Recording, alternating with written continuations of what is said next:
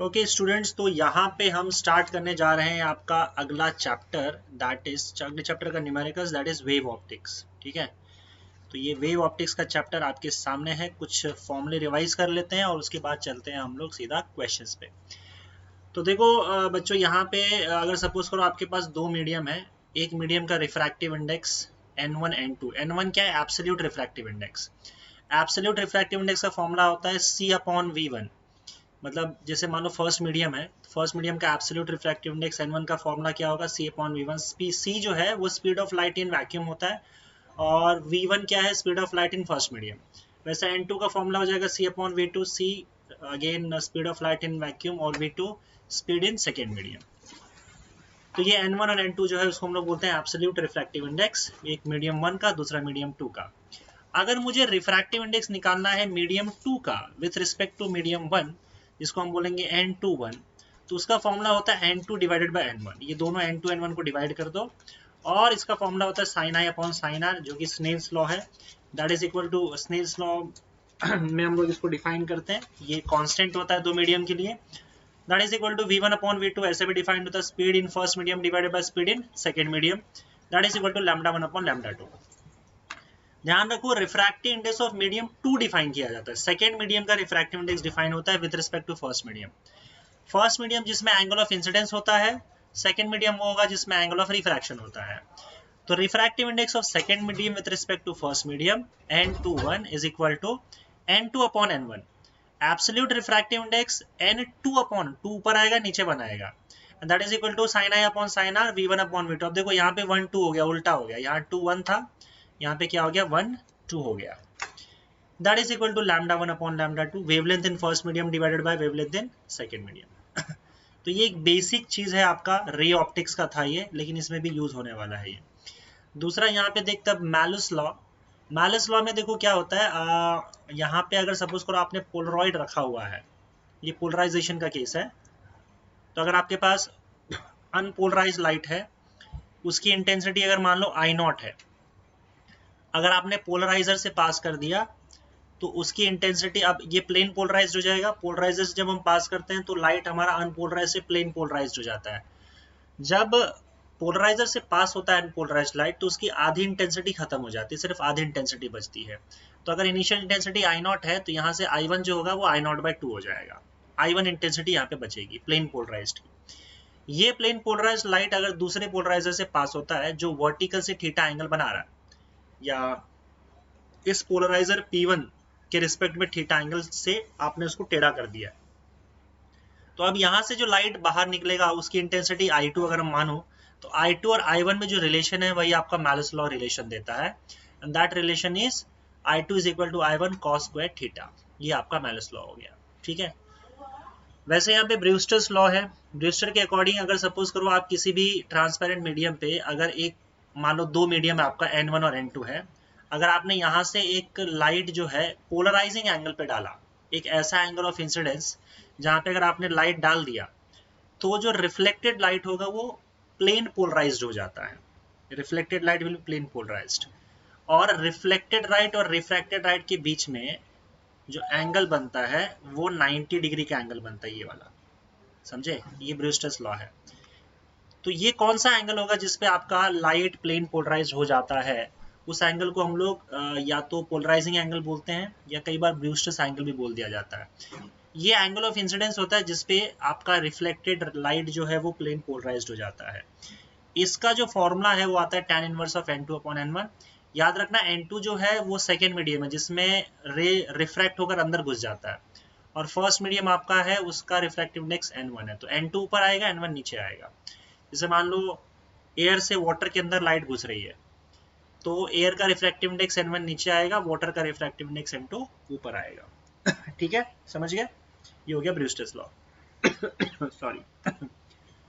चलो भैया, अब आते हैं क्वेश्चन पे। तो आप यहाँ पे देखते हो ये बेसिक कुछ चीजें हैं, इस पर क्वेश्चन आपको यहाँ पे देख के रखा हुआ है। White light consist of wavelength from 400 nanometre to 700 nanometre. What will be the wavelength range seen when white light is passed through glass of refractive index 1.55?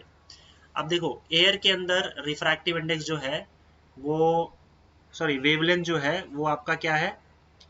White light का 400 नैनोमीटर से लेकर 700 नैनोमीटर तक है।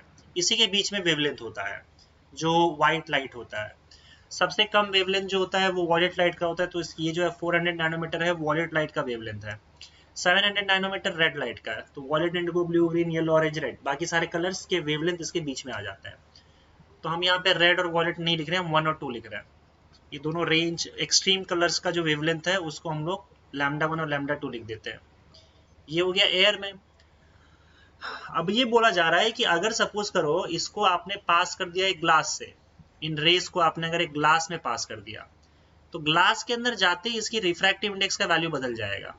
अगर ग्लास के बाहर इसका wavelength λ1 λ2 है, तो ग्लास के अंदर जाते ही मान लेते हैं λ1 डैश है और λ2 डैश है। समझ गए? ग्लास आपका सेकेंड मीडियम हो गया और ये बाहर वाला आपका फर्स्ट मीडियम हो गया।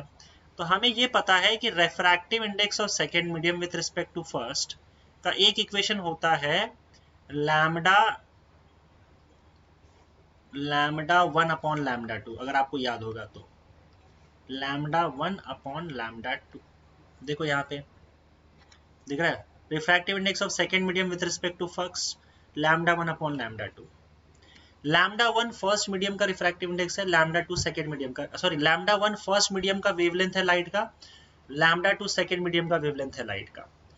अब हम यहाँ पे क्या कर रहे हैं, देखो हमारा अगर सपोज करो λ1 की हम बात कर रहे हैं, ठीक है, तो ये आपका फर्स्ट मीडियम में उसका वेवलेंथ λ1 है, और जब वो दूसरे मीडियम में घुसते हैं तो उसको मैं λ2 नहीं लिख रहा हूँ ना, मैं उसको क्या लिख रहा हूँ, λ1 डैश लिख रहा हूँ।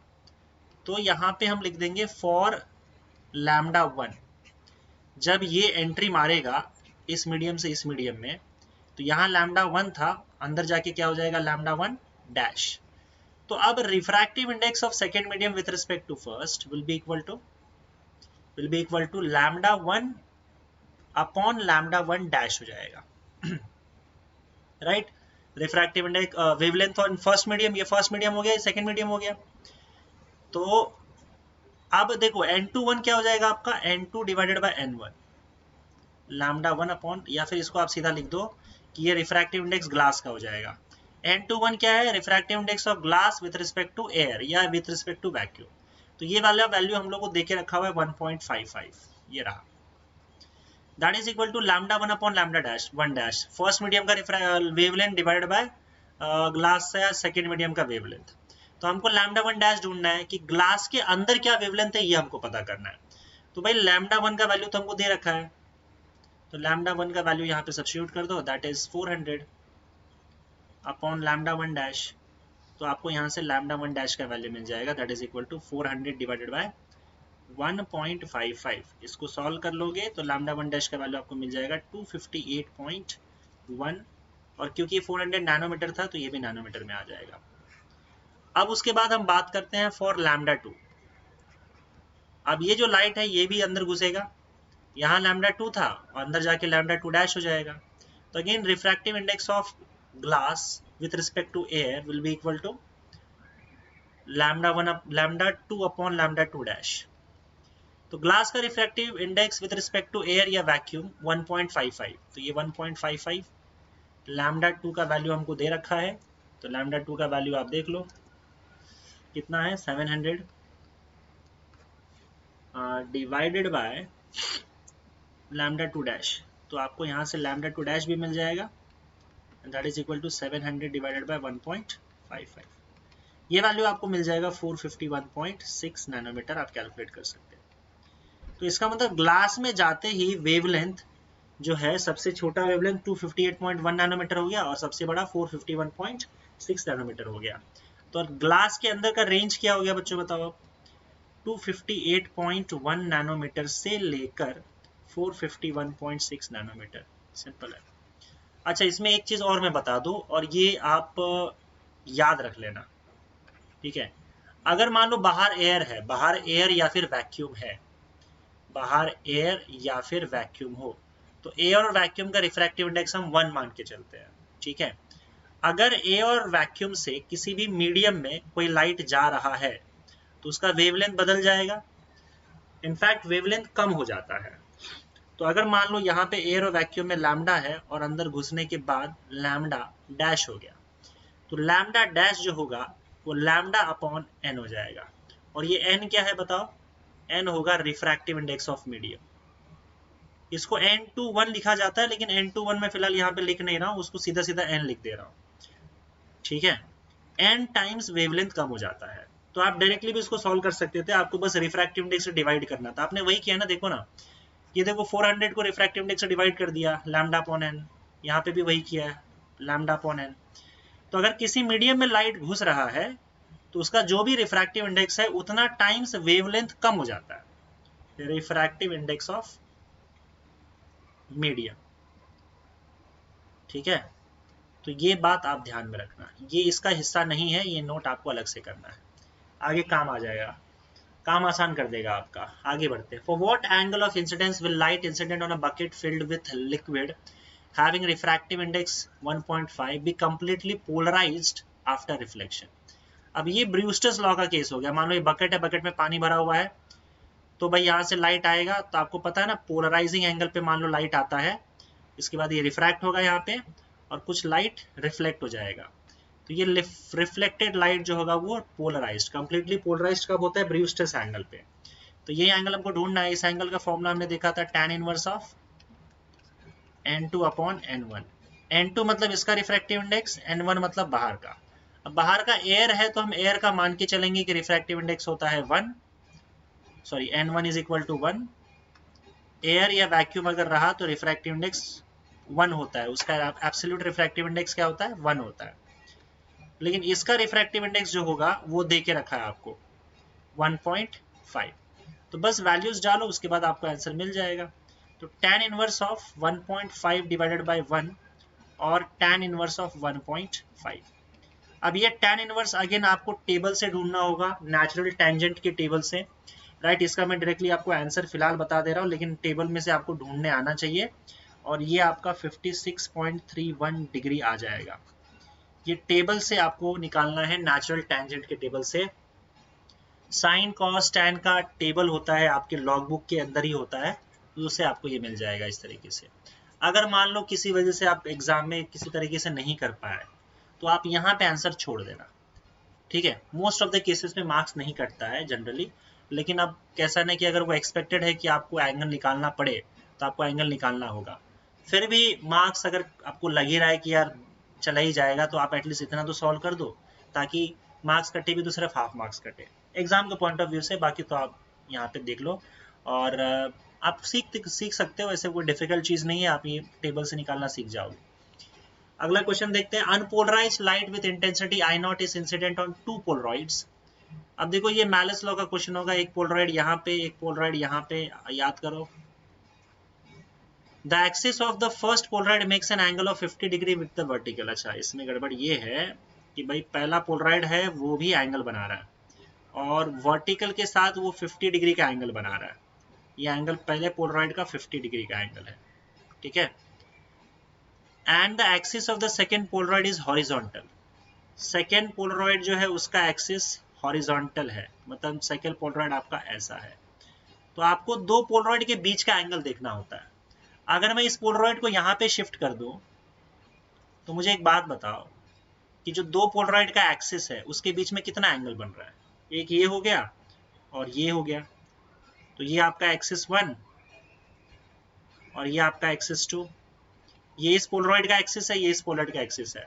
तो हमको जो थीटा चाहिए रहता है मैलस लॉ में, ये दोनों पोलरॉइड के बीच का आपको एंगल चाहिए होता है। तो दोनों पोलरॉइड के बीच का एंगल कितना बनेगा बताओ? 40 डिग्री। तो दोनों पोलरॉइड के बीच का एंगल 40 डिग्री, ठीक है। अब देखो क्या बोला गया है, अब इस क्वेश्चन को थोड़ा समझते हैं। Unpolarized light with intensity I naught is incident on two polaroids. The axis of the first polaroid makes an angle 50 degree with the vertical and the axis of the second polaroid is horizontal. What is the intensity of light after it has passed through the second polaroid? मैंने आपसे बताया था कि सबसे पहली चीज तो ये, सेकेंड पोलराइड को थोड़ा सा मैं दूर बना देता हूं, कि अगर आपके पास अनपोलराइज्ड लाइट है उसकी इंटेंसिटी हम I नॉट मान के चलते हैं। जब ये फर्स्ट पोलरॉइड से पास होगा तो ये प्लेन पोलराइज्ड लाइट बन जाएगा।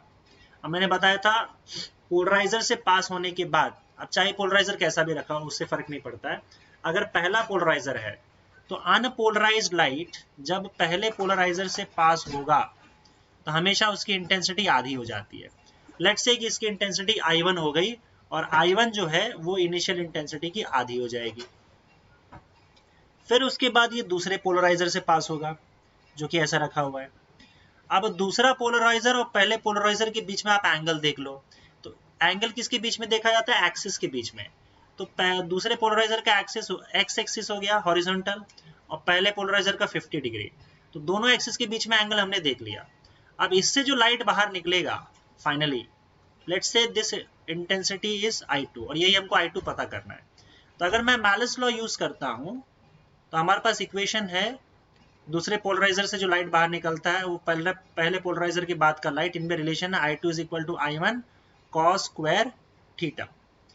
तो I2 जो है that is equal to I1 का वैल्यू आप यहाँ पे देख सकते हो I0/2, तो ये I0/2 हो जाएगा and that will be equal to cos square theta का वैल्यू 40 डिग्री। तो आंसर में यहीं तक छोड़ रखा है, बाकी आप cos 40 डिग्री का वैल्यू जो है वो टेबल से निकाल के इसमें डाल सकते हो अगर आगे एक्सपेक्टेड है इसे सॉल्व करना तो। ठीक है, चलिए आगे बढ़ते हैं। यंग्स डबल स्लिट एक्सपेरिमेंट के कुछ फॉर्मूले आपके सामने हैं। देखो, दो स्लिट से जो रे निकलता है उनके बीच में पाथ डिफरेंस जो होता है, पाथ डिफरेंस डेल्टा एक्स या फिर डेल्टा एल भी ले सकते हो जो टेक्स्ट बुक में दिया हुआ है, उसका फॉर्मूला होता है Y N D by D. Y N जो होता है उस पॉइंट का सेंटर से डिस्टेंस होता है, वाई एन डी जो आपका स्मॉल डी है दोनों स्लिट के बीच का डिस्टेंस है, कैपिटल डी स्लिट और स्क्रीन के बीच का डिस्टेंस है। ब्राइट फ्रिंजेस का पोजीशन जो होता है वो ऐसे दिया जाता है, Y N is equal to N lambda D by D. और डार्क फ्रिंजेस का जो पोजीशन होता है वो वाई एन डैश, इसमें हम डैश यूज कर रहे हैं, 2n-1 लैम्डा डी बाई 2। ठीक है, फ्रिंज विड्थ का फॉर्मूला का विड्थ, फ्रिंज विड्थ मतलब या तो दो डार्क या तो दो ब्राइट बैंड के बीच का डिस्टेंस, कॉन्सेक्यूटिव डार्क या कॉन्सेक्यूटिव ब्राइट बैंड के बीच का डिस्टेंस आपको फ्रिंज विड्थ कहलाता है वो। और फ्रिंज विड्थ का जो फॉर्मूला है वो आपको यहाँ पे साफ साफ दिख रहा है, लैम्डा डी बाई डी। ठीक है, अच्छा अगर मान लो पहला वाला जो पार्ट है S1 और S2, इनमें से जो दो रे निकल रहे हैं यहाँ पे देखो।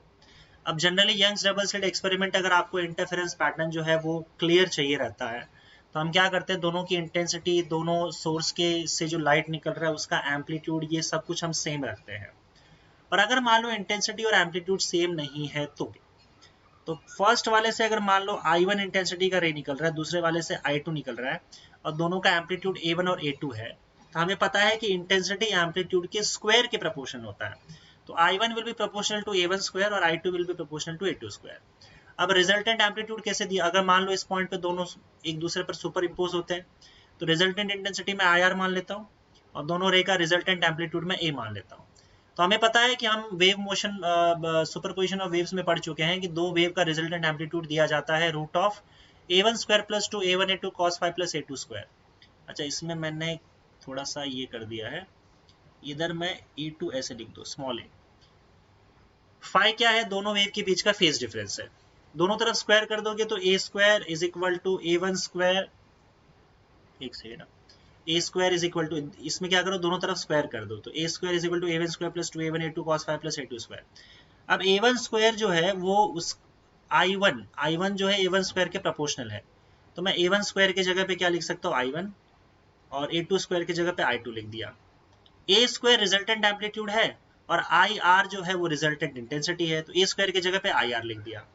अब यहाँ पे सिंपल सी बात है कि अगर सपोज करो I1 A1 स्क्वायर के प्रोपोर्शनल है तो इसका मतलब रूट ऑफ I1 A1 के प्रोपोर्शनल होगा, स्क्वायर रूट ले लोगे दोनों तरफ तो अगर कहीं A1 दिख रहा है तो वहां पे रूट ऑफ I1 यहाँ पे लिख सकते हैं, तो A1 A2 की जगह पे root of I1 root of I2 लिख दिया।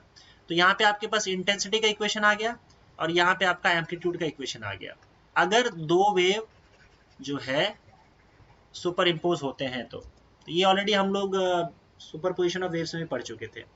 मैक्सिमम इंटेंसिटी का फॉर्मूला हमने वहां भी देखा था, A1 प्लस A2 का स्क्वायर, और A1 A2 की जगह पे तुम root of I1 root of I2 लिख सकते हो, तो root of I1 plus root of I2 का स्क्वायर। और ये एम्पलीट्यूड ऐड कब होता है, जब क्रेस्ट के ऊपर क्रेस्ट, ट्रफ के ऊपर ट्रफ आएगा, मतलब कंस्ट्रक्टिव इंटरफेरेंस। मिनिमम इंटेंसिटी में क्या होगा, A1 माइनस A2 हो जाएगा और उसका square root of I1 minus root of I2 का स्क्वायर, ये कब होता है, डिस्ट्रक्टिव इंटरफेरेंस में। क्लियर है इतना? चलिए, ऑप्टिकल पाथ का फॉर्मूला होता है, ऑप्टिकल पाथ मैंने एक्सप्लेन किया है क्या होता है, उसका फॉर्मूला होता है n into D. Delta x optical path है, उसका फॉर्मूला होता है n इंटू डी, जहाँ पे n refractive index of medium है और d जो है distance travelled in medium. Optical path difference का फॉर्मूला क्या होगा, n minus one into D. ठीक है, चलिए आगे बढ़ते हैं, आप क्वेश्चंस करते हैं। देखो, plane wave front of light of wavelength 5500 angstrom unit is incident on two slits in a screen perpendicular to the direction of light rays. If the total separation of 10 bright fringes on a screen 2 meter away is 2 centimeter, find the distance between the slits. चलिए, यहाँ पे Young's double slit experiment का question है। तो आपके पास दो slit है, ये S1 ये S2, उनके बीच का डिस्टेंस D, और D डिस्टेंस अभी आपके पास स्क्रीन है, ये स्क्रीन का बीच वाला पॉइंट है, और सोर्स और स्क्रीन के बीच का डिस्टेंस आपका D है। ठीक है, अब देखो क्या बोल रहा है वो। लाइट का वेवलेंथ आपको देके रखा हुआ है 5500 एंगस्ट्रॉम यूनिट। एंगस्ट्रॉम यूनिट का मतलब होता है 10⁻⁻10 मीटर। तो ये आप देखोगे 2 जीरो हट जाएगा यहाँ पे, तो ये 55 लिख दो और 2 जीरो इसमें डाल दो, तो ये 2 इंटू 10⁻8 हो जाएगा। तो आपके पास वेवलेंथ आपको देके रखा हुआ है। इन दोनों स्लिट पे आपका ये जो लाइट है, इस वेवलेंथ का लाइट यहाँ पे इंसिडेंट हुआ, और if the total separation of 10 bright fringes, जो 10 ब्राइट फ्रिंजेस देखा गया उसका सेपरेशन, 10 ब्राइट फ्रिंजेस इनका जो सेपरेशन था, वो सेपरेशन कितने डिस्टेंस का था। If the total separation of 10 bright fringes on a screen 2 metre away is 2 centimetre. Language को थोड़ा सा समझो। 10 ब्राइट फ्रिंजेस जो कि सोर्स से 2 मीटर दूर स्क्रीन पे बन रहा था, स्क्रीन 2 मीटर दूर है, स्क्रीन 2 मीटर दूर है, इसका मतलब डी का वैल्यू 2 मीटर देके रखा हुआ है, डी है 2 मीटर का। इस 2 मीटर दूर स्क्रीन पे जो 10 ब्राइट फ्रिंजेस है उसके बीच का डिस्टेंस कितना था, 2 सेंटीमीटर। 2 सेंटीमीटर का मतलब 2 इंटू 10⁻² मीटर, मतलब 10 ब्राइट फ्रिंजेस के बीच का डिस्टेंस 2 इंटू 10⁻² मीटर है, -2 मीटर है। तो मुझे बताओ कि जैसे 10 ब्राइट फ्रिंजेस है इस तरीके से, इनके बीच का टोटल डिस्टेंस जो है वो इतना दिया हुआ है। अब अगर मुझे 2 ब्राइट फ्रिंज के बीच का डिस्टेंस चाहिए सिर्फ, तो 10 गुना कम हो जाएगा। 10 के बीच में इतना है तो 2 के बीच में कितना होगा। सो 2 के बीच में जो जितना डिस्टेंस होता है उसको हम लोग फ्रिंज विड्थ बोलते हैं। सो देयरफॉर फ्रिंज विड्थ क्या हो जाएगा बताओ। Fringe width W will be equal to 10 के बीच में 2 इंटू 10⁻² है, तो 2 के बीच में क्या होगा, एक के बाद दूसरे के बीच में क्या होगा, 10 टाइम्स कम हो जाएगा।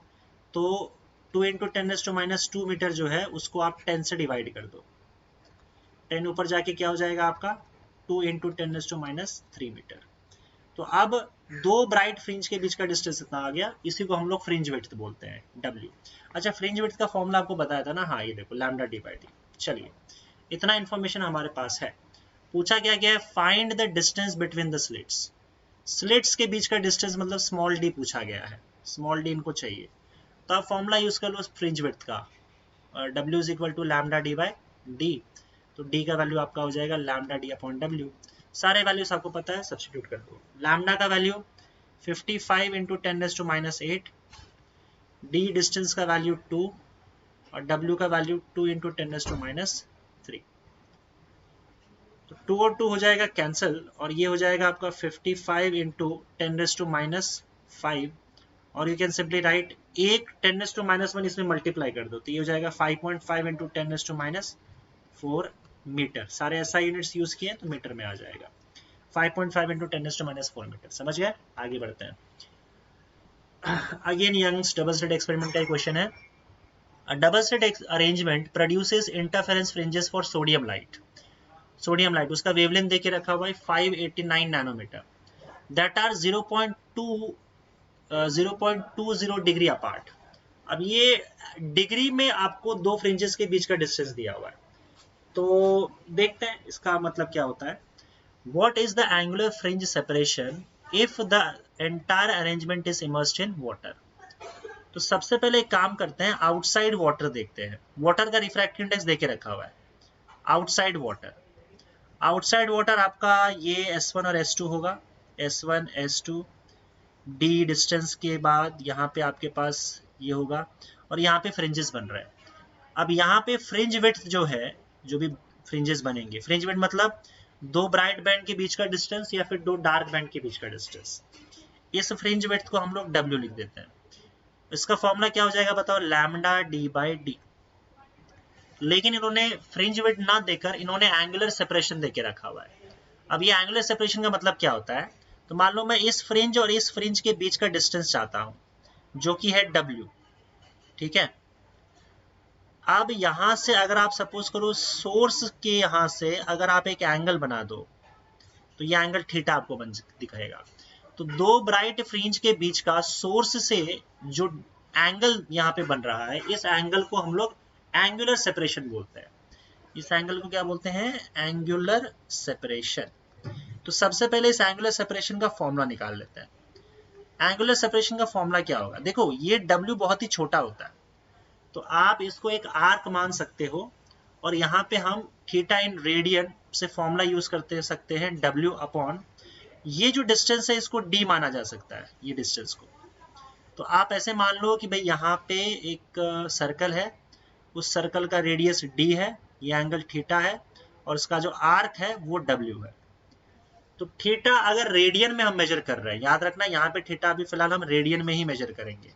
तो थीटा इन रेडियन का फॉर्मूला क्या होता है, इन रेडियन थीटा का फॉर्मूला क्या होता है, आर्क अपॉन रेडियस। तो थीटा इज इक्वल टू क्या हो जाएगा, आर्क तो हमारा W हो गया, ये W आर्क मान के चल रहे हैं हम लोग, और रेडियस यहाँ पे कैपिटल D, समझे। तो यहां से आप देखोगे तो थीटा का फॉर्मूला हम लोग को ये W अपॉन D चाहिए। ऑल्सो इसको इक्वेशन 1 लिख दो, चलो। ऑल्सो W का एक और फॉर्मूला हम लोग को पता है, लैम्डा D अपॉन D। तो यहां से ये वाला वैल्यू जो इक्वेशन 1 में सब्स्टिट्यूट कर दो, पुट इन इक्वेशन 1। तो आपको थीटा का एंगुलर सेपरेशन का फॉर्मूला क्या आ जाएगा, lambda D upon D divided by capital D, capital D cancel हो जाएगा, theta is equal to lambda by D। ये एंगुलर सेपरेशन का फॉर्मूला आ गया अपने पास, ठीक है। ये है outside water, this is outside water. अब हम लोग घुसेंगे पानी के अंदर, ठीक है, पानी के अंदर इनसाइड वाटर। अब ये बोल क्या रहा है कि इस पूरे, ये हम लोग को थीटा देके रखा हुआ है, याद रखना आउटसाइड वाटर थीटा का वैल्यू देके रखा हुआ है 0.20 डिग्री, ये एंगुलर सेपरेशन है outside water. Now inside water, अगर पानी के अंदर हम चले गए तो मान लेते हैं आपका एंगुलर सेपरेशन थीटा डैश है और ये थीटा डैश हमें नहीं पता, ये हमको ढूंढना है। तो अगर पूरा आपने सेटअप पानी के अंदर डाल दिया तो सबसे पहले चीज तो ये मैंने आपको बताया था कि अगर लाइट आपका, देखो थीटा का वैल्यू जो है वो दो ही चीजों पे डिपेंड कर रहा है, एक तो लैम्डा पे, वेवलेंथ पे, और दूसरा D पे। अब इस पूरे सेटअप को अगर पानी के अंदर डाल दोगे तो सोर्स S1 और S2 के बीच का जो डिस्टेंस है ये D तो चेंज होगा नहीं, D रिमेन्स सेम, ठीक है। यहां पे होगा चेंज क्या, लाइट का वेवलेंथ, लैम्डा चेंजेस, क्योंकि ये एयर से हमने क्या कर दिया, पानी में डाल दिया। पानी के अंदर लैम्डा का वैल्यू क्या होगा, सो यहाँ पे अगर इसका लाइट जो है उस लाइट का वेवलेंथ हम लोग लैम्डा डैश मान के चलते हैं। तो मैंने आपको बताया था कि मीडियम के अंदर वेवलेंथ जो हो जाएगा वो एयर के वेवलेंथ से n टाइम्स कम हो जाएगा। ये अभी भी बताया था लास्ट में, यहाँ पे लिखा के दिया था आपको, अगर याद होगा तो। देखो बाहर लैम्डा है, अंदर लैम्डा डैश है, तो n टाइम्स आपका वेवलेंथ चेंज जाता है, तो लैम्डा अपॉन n अंदर का हो जाएगा। तो यहाँ पे आप क्या लिख सकते हो कि जो नया वेवलेंथ है पानी के अंदर का इनसाइड वाटर, वो क्या हो जाएगा, lambda dash that will be equal to lambda upon n, समझे। सो नाउ थीटा का वैल्यू क्या हो जाएगा बताओ, थीटा डैश का वैल्यू पानी के अंदर का लैम्डा डैश अपॉन D, और लैम्डा डैश का वैल्यू क्या है, लैम्डा अपॉन ND, समझे। लेकिन लैम्डा अपॉन D क्या है, लैम्डा अपॉन D यहाँ पे क्या है, लैम्डा अपॉन D क्या है, थीटा है। इसको अगर मैं इक्वेशन 1 लिखता हूं, या फिर आप एक काम करो, इसको इक्वेशन 1 लिख दो, इसको इक्वेशन 2 लिख दो, और इक्वेशन 2 को इक्वेशन 1 से डिवाइड कर दो, 2 डिवाइडेड बाय 1। तो ये पानी के बाहर का आ गया, सॉरी पानी के अंदर का आ गया, इनसाइड वाटर, और ये आउटसाइड वाटर, डिवाइड कर दो, theta dash upon theta will be equal to lambda by T cancel हो जाएगा, तो 1 अपॉन एन आ जाएगा।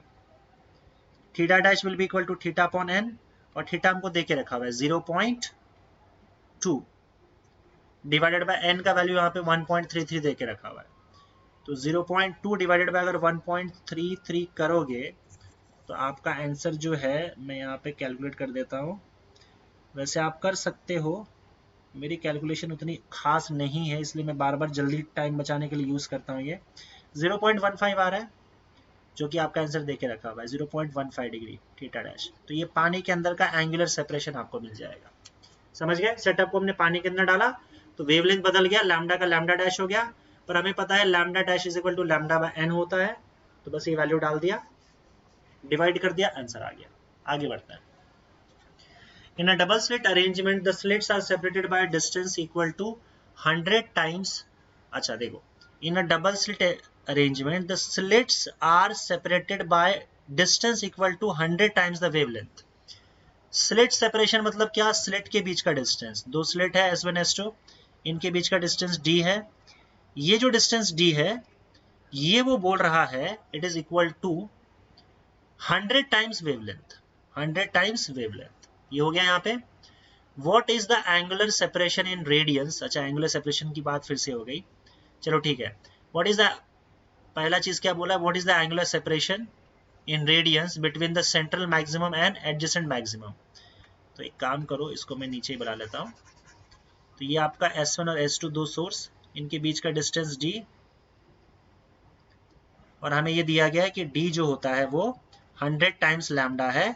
तो सबसे पहले आप बताइए एंगुलर सेपरेशन क्या है,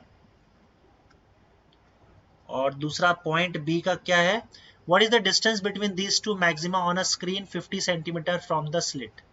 स्क्रीन जो है वो स्लिट से 50 सेंटीमीटर दूर है, इसका मतलब सेकेंड केस में D का वैल्यू तो देके रखा हुआ है, 50 सेंटीमीटर मतलब होता है आधा मीटर या 0.5 मीटर होता है।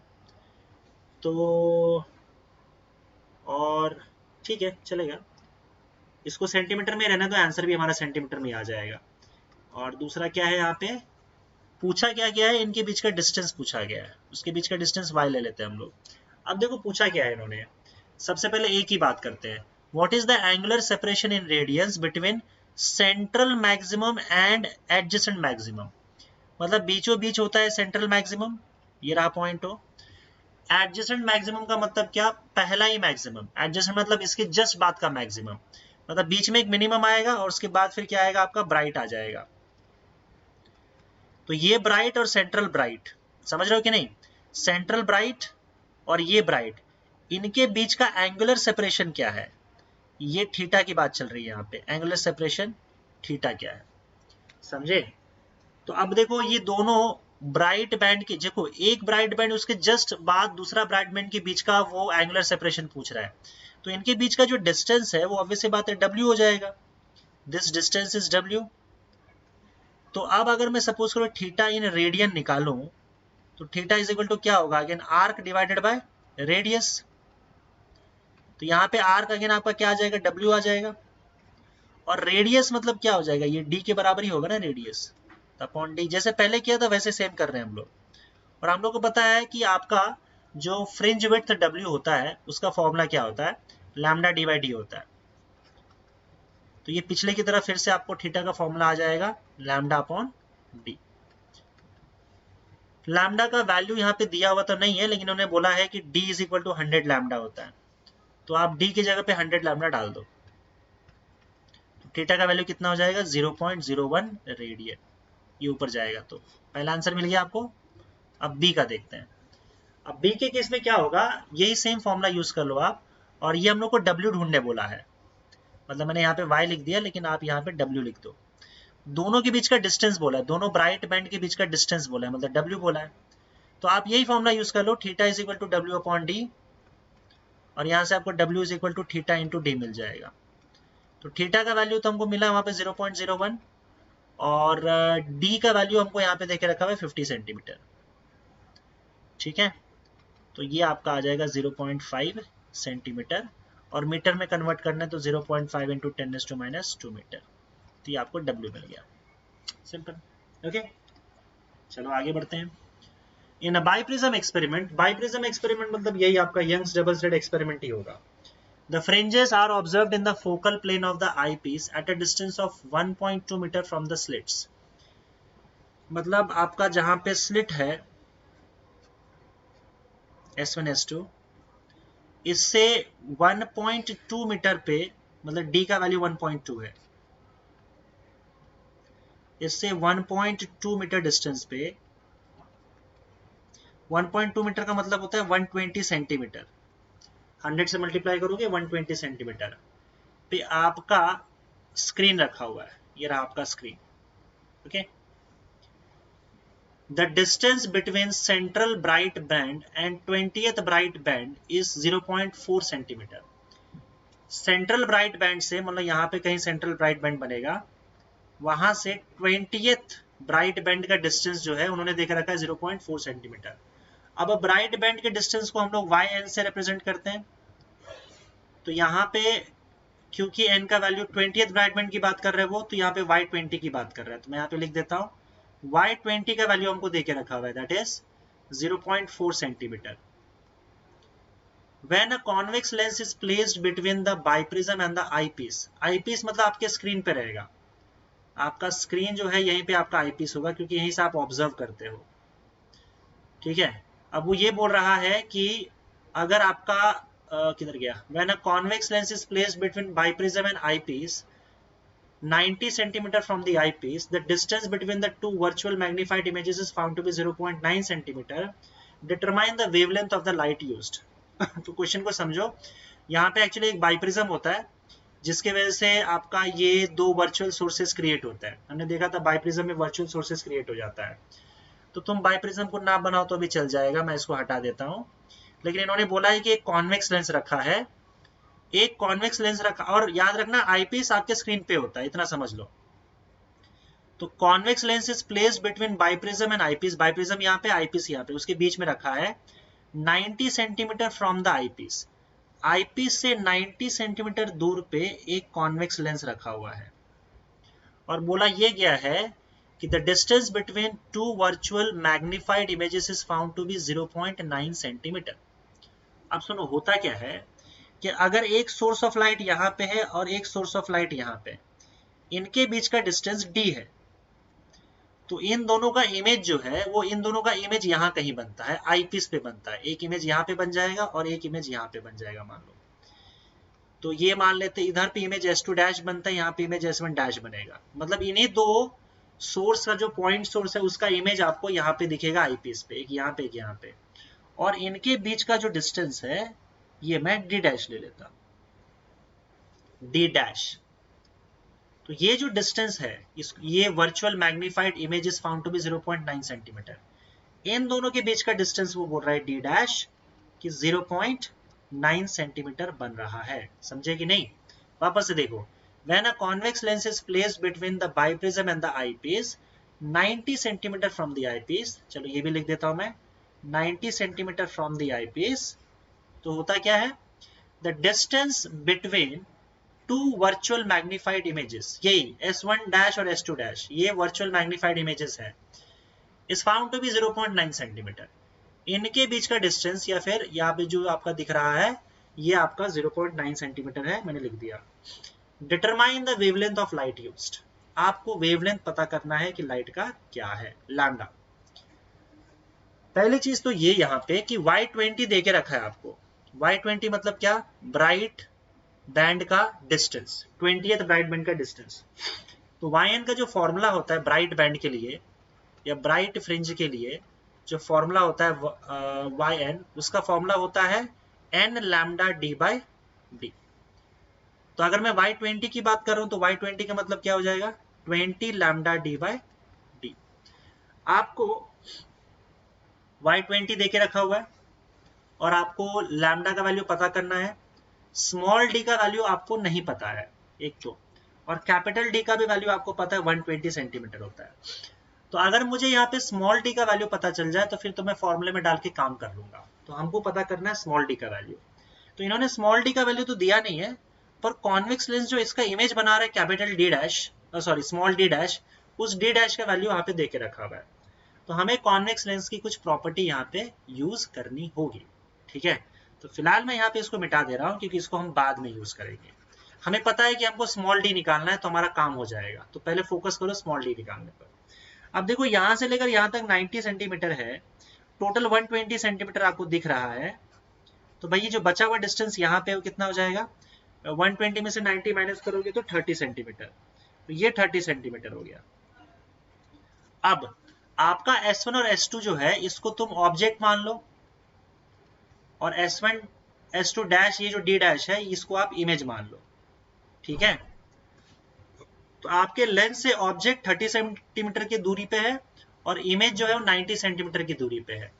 तो ऑब्जेक्ट डिस्टेंस, अब ये लेंस का केस है, ऑब्जेक्ट डिस्टेंस आपको पता है कितना है, 30 सेंटीमीटर है, और इमेज डिस्टेंस जो है वो 90 सेंटीमीटर है, राइट। ऑब्जेक्ट की height d that is equal to, ये तो हमको पता नहीं है, और इमेज का हाइट जो होता है वो d डैश, वो आपका ये d डैश देके रखा हुआ है 0.9 सेंटीमीटर। अब लेंस की एक प्रॉपर्टी है कि हाइट ऑफ इमेज, या फिर मैं सीधा लिख देता हूं, इमेज हाइट नहीं ऑब्जेक्ट हाइट चलेगा, ठीक है। Image height upon object height, इसको मैग्निफिकेशन बोलते हैं। Image height upon object height is equal to image distance upon object distance. ये प्रॉपर्टी होती है आपके लेंस की, इसको मैग्निफिकेशन बोलते हैं। आपने पढ़ा होगा h2 upon h1 is equal to v upon u, ठीक है। तो h2 अपॉन h1 की जगह पे यहाँ पे हम लिख रहे हैं d डैश अपॉन d, क्योंकि इमेज डिस्टेंस, इमेज का हाइट d डैश और ऑब्जेक्ट का हाइट d, और image distance v, image distance आपका v और ऑब्जेक्ट डिस्टेंस आपका u। वैल्यूज डाल दो, सारे वैल्यूज देके रखा हुआ, आपको d का वैल्यू मिल जाएगा, वही हमको चाहिए था। तो d डैश का value 0.9 upon d is equal to v का वैल्यू 90, u का वैल्यू 30। तो ये यहाँ पे चला गया और ये 1 जा और ये 10 जा। रुको रुको रुको रुको रुको, ठीक है, ये 1 जा और ये 90 आ जाएगा, यहाँ पे 90 आ जाएगा ना, इधर 10 से मल्टीप्लाई किया, इधर 10 से मल्टीप्लाई किया, ठीक है। तो d का वैल्यू क्या आएगा बताओ बच्चों, d का वैल्यू आपका आ जाएगा 3 divided by 90 that is equal to 1 upon 30। यार कैलकुलेशन सही किया है कि नहीं, फिर से कर लेते हैं, मेरे को डाउट आ रहा है इसके ऊपर। रुको रुको रुको भाई, रुको रुको रुको, कैलकुलेशन में मेरा भी बच्चों हाथ तंग है, ऐसा नहीं है, अच्छे अच्छों का तंग हो जाता है कई बार। 0.9 d डैश का value, image upon object, image upon object distance, ठीक है। 0.9 upon d is equal to image आपका 90 है और ऑब्जेक्ट आपका 30 है, तो ये 3 1 से 3 3 से हो जाएगा। तो d का वैल्यू 0.9 अपॉन 3 हो जाएगा। तो d का वैल्यू आपका 3 1 से 3 3 0.3 सेंटीमीटर हो जाएगा। तो आपको d का वैल्यू मिल गया यहाँ पे। बस अब क्या है, अब उसके बाद आपको बस ढूंढना क्या है, लैम्डा ढूंढना है। तो मैंने बताया फॉर ब्राइट बैंड हमारे पास इक्वेशन क्या है, for bright band equation y n is equal to n lambda d by D होता है। अब हमारे पास 20th ब्राइट बैंड दिया हुआ, तो n का वैल्यू 20 हो जाएगा, 20 लैम्डा d बाई डी, और y20 का वैल्यू हमको देके रखा हुआ है 0.4। सारे आपको सीजीएस यूनिट सेंटीमीटर में दिया हुआ है, तो सेंटीमीटर में यूज करो, आंसर भी सेंटीमीटर में आ जाएगा। 0.4 20 लैम्डा का वैल्यू पता करना है, d का वैल्यू 120 सेंटीमीटर है, सब सेंटीमीटर में आएगा, और d का वैल्यू 0.3 है। तो यहाँ से आपको लैम्डा का वैल्यू मिल जाएगा 0.4 multiplied by 0.3 divided by 20 multiplied by 120। इसको सॉल्व कर लो, आपको आंसर मिल जाएगा। तो 0.4 multiplied by 0.3 divided by 20 divided by 120 that will give you 0.00005 0.00005 centimetre. तो आप डेसिमल शिफ्ट कर दो 5 के बाद, तो 1 2 3 4 5 5 इंटू 10⁻⁻5 सेंटीमीटर। अब आप इसको कुछ ऐसे लिख सकते हो, या इसको यहाँ पे भी छोड़ सकते हो। ऐसा यूनिट चाहिए तो 5 इंटू 10⁻⁻7 मीटर हो जाएगा, 10⁻⁻2 मीटर और मल्टीप्लाई करोगे। या फिर आप क्या कर सकते हो, इसको ऐसे लिख सकते हो, मैं यहाँ पे लिख देता हूँ, लैम्डा इज इक्वल टू, देखो आप 3 0 और डाल दो, 5000, 3 जीरो और डाल दिया तो 3 नेगेटिव और बढ़ जाएगा, इंटू 10⁻⁻10 मीटर हो जाएगा। और 10⁻⁻10 मीटर जो होता है वो एंगस्ट्रॉम यूनिट होता है। यहाँ तक करने की वैसे जरूरत नहीं है, आप यहाँ पे भी अपना आंसर छोड़ सकते हो, ऐसा यूनिट में लिख दिया, खेल खत्म। लेकिन स्टिल आपको यहाँ पे आंसर मैच करवाना है तो हमने एंगस्ट्रॉम यूनिट में डाल दिया। और जनरली क्या होता है, वेवलेंथ ऑफ लाइट जो होता है वो जनरली हम या तो नैनोमीटर या तो एंगस्ट्रॉम यूनिट में इसको रिप्रेजेंट करते हैं, इसलिए वो एंगस्ट्रॉम यूनिट में डाल दिया है ऐसा। पर आंसर यहाँ तक छोड़ा जा सकता है। तो ये थोड़ा सा इसमें बहुत सी चीजें इसमें मिक्स करके रखा था, थोड़ा सा कॉम्प्लिकेटेड कर दिया क्वेश्चन को, पर बहुत ज्यादा कॉम्प्लिकेटेड है नहीं, बस आपको ये थियरी पता होना चाहिए। Image height upon object height is equal to image distance upon object distance, बस ये डी ढूंढने का काम था, इतना ही काम था। बाकी तो हमको फॉर्मूला पता है, फॉर्मूले में डाल दिया, काम हो जाएगा। ओके, आगे बढ़ते हैं। The intensity of the light coming from one of the slit in Young's experiment is twice the intensity of light coming from the other slit. What will be the approximate ratio of the intensities of the bright and dark fringes in the resulting interference pattern? तो देखो यहाँ पे दोनों की intensity same नहीं है।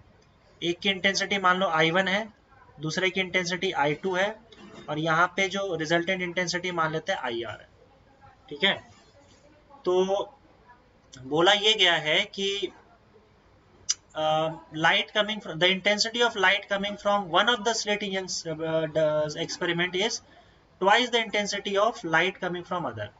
एक की इंटेंसिटी दूसरे की डबल है, तो मान लेते हैं कि आपका I1 जो है इट इज 2 टाइम्स I2। तो I1 अपॉन I2 का वैल्यू आपको पता है, इट इज 2, ये हमको देके रखा हुआ है। तुम I2 is equal to 2I1 भी ले सकते हो, उससे फर्क नहीं पड़ता है। What will be the approximate ratio of intensities of the bright and dark fringes? Bright और डार्क फ्रिंज का इंटेंसिटी क्या होगा? देखो, ब्राइट का मतलब मैक्सिमम इंटेंसिटी, ब्राइट का मतलब मैक्सिमम इंटेंसिटी, और डार्क का मतलब मिनिमम इंटेंसिटी, आई मिनिमम। मतलब वो एक्चुअली में क्या पूछ रहा है आपसे, आई मैक्सिमम और आई मिनिमम का रेशियो पूछ रहा है। ठीक है, और आपको इंटेंसिटीज का रेशियो देके रखा हुआ है। तो भाई यहाँ पे तो मैंने आपको ये फॉर्मूला दिया हुआ था, याद कर देख लो। यहाँ पे आई मैक्सिमम का root of I1 plus root of I2 का स्क्वायर, और I minimum root of I1 minus root of I2 का स्क्वायर, बस यही करना है। तो I maximum upon I minimum क्या हो जाएगा, root of I1 plus root of I2 का स्क्वायर, और यहाँ पे root of I1 minus root of I2 का स्क्वायर। ठीक है, तो आप एक काम करो, यहाँ पे I1 की जगह पे आप 2I2 डाल सकते हो, उसके बाद सॉल्व कर लो। I1 की जगह पे 2I2 डाल दो, तो root of 2I2 plus root of I2 का square upon root of 2I2 minus root of I2 का स्क्वायर। अब यहाँ पे आप ध्यान से देखोगे तो रूट ऑफ I2 कॉमन आ सकता है, ऊपर वाले में रूट ऑफ I2 कॉमन ले लो, अंदर क्या बचेगा, रूट ऑफ 2 प्लस 1, और ये पूरा स्क्वायर होगा, डिवाइडेड बाय नीचे क्या, नीचे आपको रूट ऑफ I2 कॉमन मिल जाएगा, अंदर क्या बचेगा, रूट ऑफ 2 माइनस 1 और इसका स्क्वायर, और ये कैंसिल हो जाएगा। तो आपको I maximum upon I minimum का वैल्यू आ जाएगा रूट ऑफ 2 प्लस 1 का square upon root of 2 minus 1 का स्क्वायर। इसमें वैल्यूज डाल दो तो बेटर होगा, 1.414 प्लस 1 का स्क्वायर अपॉन 1.414 माइनस 1 का स्क्वायर, तो ये हो जाएगा 2.414, स्क्वायर कॉमन ले लेते हैं हम लोग, डिवाइडेड बाय 0.414, 2.414 डिवाइडेड बाय 0.414, तो 2.414। अब इसको आपको लॉग से सॉल्व करना पड़ेगा, 0.414 ये आपका 5.83 आ जाएगा, 5.83 का स्क्वायर, और 5.83 का स्क्वायर जो होता है 5.83 multiplied by 5.83, that will give you 33.98 और अप्रोक्सीमेटली इक्वल टू 34। तो I maximum upon I minimum का जो रेशियो है वो 34/1 आ गया, और इन्होंने रेशियो पूछा है तो आप रेशियो ऐसे लिखोगे 34:1 is your answer. Okay, simple. आगे बढ़े। The distance between two consecutive bright fringes in a biprism experiment using light of wavelength 6000 angstrom unit is 0.32 mm. By how much will the distance change if the light of wavelength 4800 angstrom unit is used? देखो distance between to consecutive bright fringe मतलब वो fringe width की बात कर रहा है। तो वो बोल रहा है कि पहले फ्रिंज विड्थ जो था वो 0.32 mm था। अगर हमने वेवलेंथ जो यूज किया था वो 6000 एंगस्ट्रॉम यूनिट यूज किया है, तो अगर हम वेवलेंथ 4800 एंगस्ट्रॉम यूनिट यूज करें तो कितने से आपका फ्रिंज विड्थ बदल जाएगा? By how much will the distance change if light of wavelength 4800 angstrom unit is used? कितने से डिस्टेंस बदल जाएगा या फ्रिंज विड्थ बदल जाएगा, मतलब चेंज इन फ्रिंज विड्थ पूछा है उन्होंने। तो इसके पहले तुम एक काम करो, W2 ढूंढ लो, मतलब जो ये लैम्डा 2 के लिए जो फ्रिंज विड्थ होगा वो ढूंढ लो और देखो कितने से चेंज हुआ है, वो आप माइनस करके निकाल सकते हो। तो यहाँ पे देखो आपका फ्रिंज विड्थ का जो फॉर्मूला होता है वो लैम्डा डी बाई डी होता है। तो हम सिर्फ वेवलेंथ बदल रहे हैं, डी और डी कांस्टेंट रखा है। तो यहाँ पे आप क्या कर सकते हो, इक्वेशन यूज कर लो, W2 upon W1 is equal to lambda 2 D by D upon lambda 1 D by D. D by D हो जाएगा कैंसिल, तो W2 अपॉन W1 आपको मिल जाएगा लैम्डा 2 अपॉन लैम्डा 1। W2 का वैल्यू हमको ढूंढना है, W1 का वैल्यू हमारे पास 0.32 दिया हुआ है, लैम्डा 2 का वैल्यू 4800, लैम्डा 1 का वैल्यू 6000 है। तो ये आपका दोनों कैंसिल आउट हो जाएगा और 6 8 48 होता है, 6 8 48 और 6 10 60 होता है। तो आपको आंसर जो है वो 8 multiplied by 0.32 divided by 10 will give you 0.256. So W2 is equal to 0.256 mm. ये आपका W2 आ गया। अब देखो ऑब्वियस सी बात है, आपका वेवलेंथ कम हुआ है तो फ्रिंज विड्थ भी कम हो जाएगा, क्योंकि फ्रिंज विड्थ आप देख सकते हो वेवलेंथ लैम्डा के डायरेक्टली प्रोपोर्शनल है, न्यूमरेटर में आ रहा है। तो change in fringe width distance, change in fringe width distance क्या होगा, बड़े वाले में से छोटे वाले उसको माइनस कर दो, delta W is equal to W1 minus W2, क्योंकि W1 बड़ा है ना। W1 का वैल्यू 0.32 है, W2 का वैल्यू 0.256 है और ये फिलहाल आंसर आपका मिलीमीटर में आ जाएगा। तो 0.32 minus 0.256 will give you 0.064 mm। ठीक है, तो ये आंसर तो आपका आ गया, लेकिन आप कोशिश करना कि इसको SI यूनिट में कन्वर्ट करो। अगर आपको SI यूनिट में कन्वर्जन में कुछ प्रॉब्लम होता है, आपको नहीं पता है, तो आप आंसर वहीं छोड़ दो, गलत कन्वर्जन मत कर बैठना, बेवजह मार्क्स कट जाएगा। तो अब मुझे तो पता है इंटू 10⁻³ मीटर लिख दूंगा, तो ये आपका आंसर आ गया। आप यहाँ पे भी आंसर छोड़ सकते हो, कोई दिक्कत नहीं। आगे बढ़ते हैं। The optical path of a ray of light of a given, optical path की बात हो रही है, optical path, the optical path of a ray of light of a given wavelength traveling a distance 3 centimeter in flint glass। ठीक है, काम करते हैं, ये रहने देते हैं। The optical path of a ray of light of a given wavelength traveling a distance 3 centimeter in flint glass having refractive index 1.6 is same as that on traveling a distance x centimeter through a medium having refractive index 1.25. Determine the value of x। बोल ये रहा है कि वहां पे दो medium है, एक आपका फ्लिंट ग्लास है और दूसरा आपका कोई दूसरा मीडियम है। यहाँ पे दोनों का ऑप्टिकल पाथ सेम है, ठीक है, ऑप्टिकल पाथ जो है वो दोनों का सेम है। तो optical path of flint glass is equal to optical path of medium. मान लेते हैं इसके अंदर जो उसने डिस्टेंस ट्रैवल किया है वो d ट्रैवल किया है और इसके अंदर डिस्टेंस उसने ट्रैवल किया वो x ट्रैवल किया है। इसका रिफ्रैक्टिव इंडेक्स n1 और इसका रिफ्रैक्टिव इंडेक्स n2।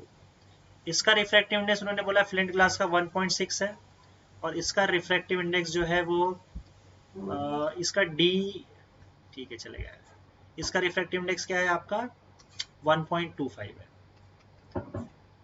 तो उन्होंने x का वैल्यू ढूंढने के लिए कहा है।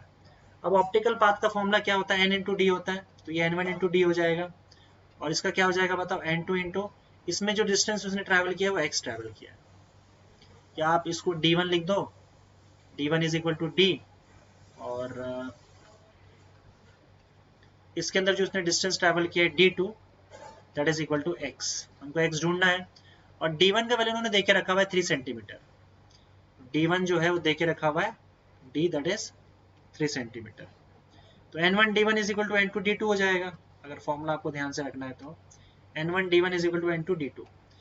ऑप्टिकल पाथ का फॉर्मूला होता है n इंटू डी, जहां पे n रिफ्रैक्टिव इंडेक्स होता है और d जो होता है वो उस मीडियम में कितना डिस्टेंस ट्रैवल किया गया वो होता है।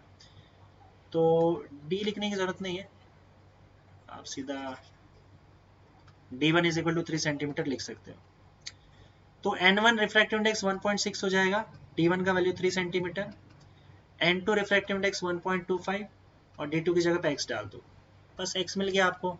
16 3 is 48, 4.8 divided by 1.25 and that will give you 4.8 divided by 1.25, 3.84 centimetre, 3.84 centimetre ये हो गया आपका आंसर। ओके, आगे बढ़ते हैं। In a Young's double slit experiment, the difference in path lengths between the rays starting from two slits S1 and S2 and reaching a point A on the screen is 0.075 mm. देखो यहाँ पे दो sources हैं, यहाँ पे S1 और S2, ये आपका बीच का पार्ट है और ये आपका स्क्रीन है। मान लो पॉइंट A यहाँ पे है, अब वो ये बोल रहा है कि यहाँ से यहाँ तक जाने का जो दो रे जा रहा है, इनके बीच का जो भी पाथ डिफरेंस है, इसके पाथ डिफरेंस को मैं डेल्टा x बोल देता हूँ, डेल्टा एक्स ए। ये पाथ डिफरेंस आपको 0.0075 mm बोला गया है, 0.0075 mm, और this can be written as 0.0075 into 10⁻³ metre. और आप एक काम करो, यहाँ पे ये 3 डेसिमल इसको आगे कर दो इसको, तो ये कितना हो जाएगा 7.5, क्योंकि 3 आगे गए हो तो इंटू 10⁻³ और आ जाएगा, टोटल 10⁻⁶ आ जाएगा डेल्टा एक्स से।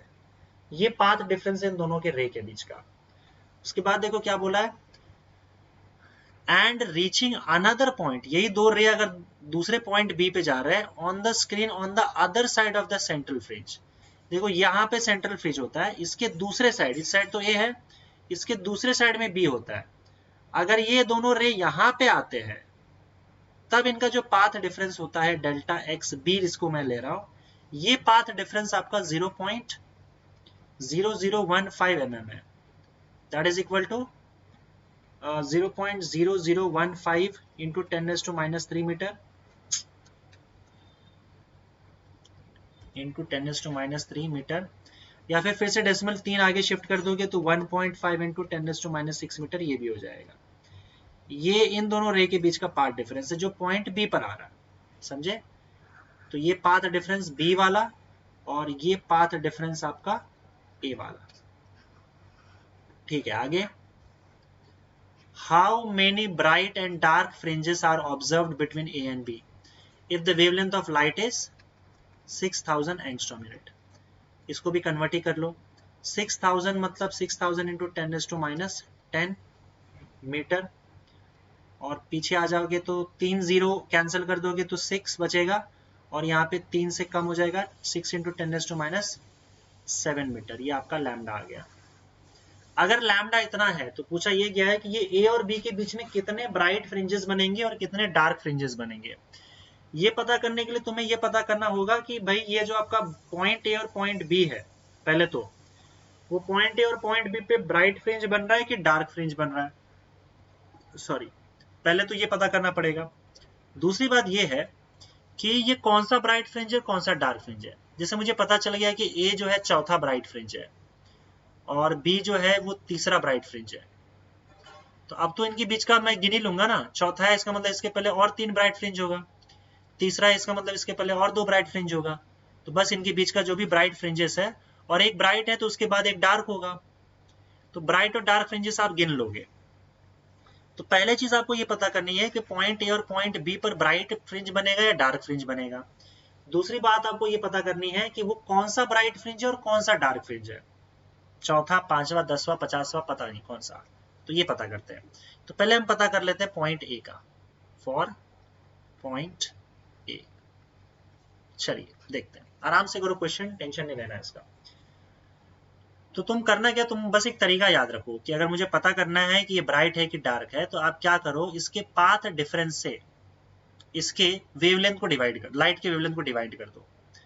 Path difference divided by lambda. अब पाथ डिफरेंस क्या है, डेल्टा एक्स से divided by lambda. Delta x का वैल्यू क्या है, 7.5 इंटू 10⁻⁻⁶। लैम्डा क्या है आपका, 6 into 10⁻⁻⁷।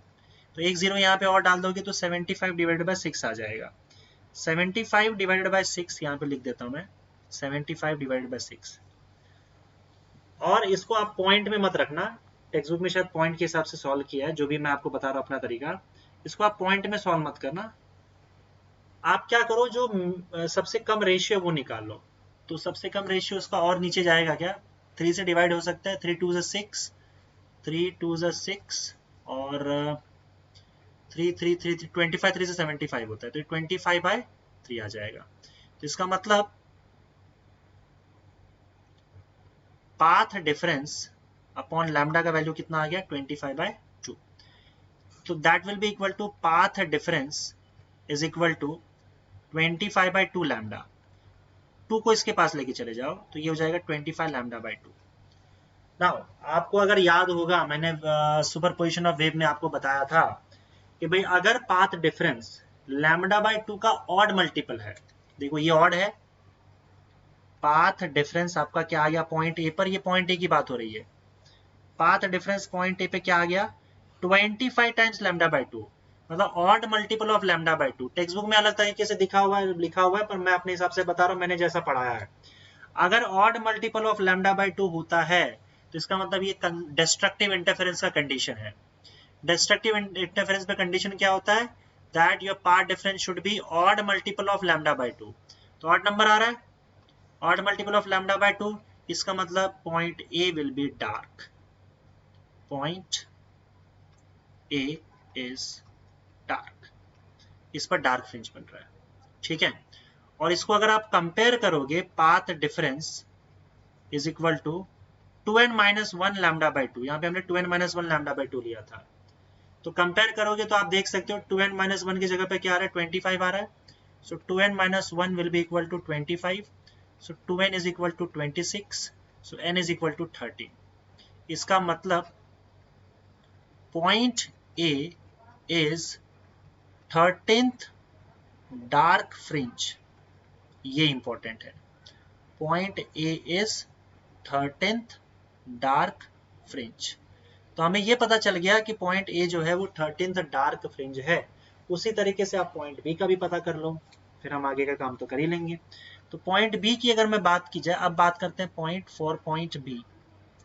For point B I think इसका दूसरी स्लाइड पे भी जाएगा। सेम चीज करना है आपको, path difference divided by lambda निकाल लो, path difference divided by lambda. Path difference इसका क्या है पता, पॉइंट बी का delta x B divided by lambda. Delta x B का value 1.5 into 10⁻⁻⁶ divided by lambda. Lambda is 6 into 10⁻⁻⁷। इसको अगर आप सॉल्व कर लोगे तो पाथ डिफरेंस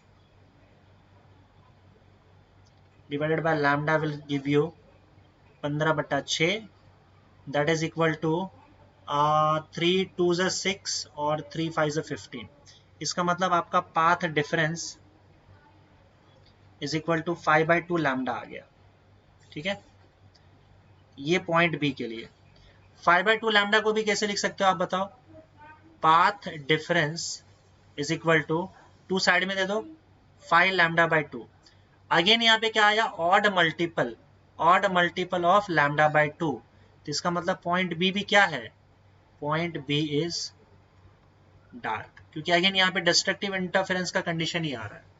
और फिर से आप कंपेयर करो, कंपेयर कैसे करोगे, path difference is equal to 2n minus 1 lambda by 2, तो 2n माइनस 1 की जगह पे क्या आ रहा है, 5 आ रहा है ना, तो 2n इज इक्वल टू 6 हो जाएगा, n इज इक्वल टू 3 हो जाएगा।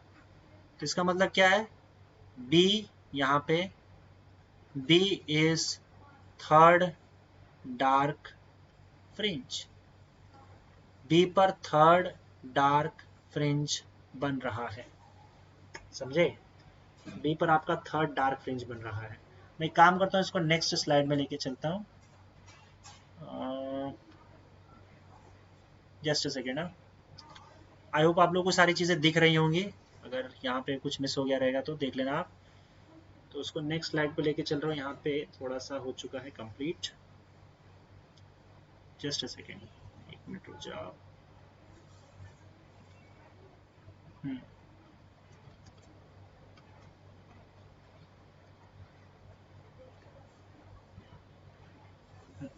चलिए, तो point B is third dark fringe, तो हमको ये तो पता चल गया पॉइंट बी जो है वो थर्ड डार्क फ्रिंज है, और पॉइंट ए जो है यहाँ पे आपका 13th ब्राइट फ्रिंज बन रहा है। तो अब ये अगले पार्ट पे चलते हैं हम लोग। तो ये आपका स्क्रीन है, ये बीच वाला हिस्सा ओ है, और यहाँ पे आपका 13th bright fringe dark fringe बन रहा है, 13th डार्क फ्रिंज बन रहा है। और इस साइड में जो पॉइंट आपका बी है, इस पर आपका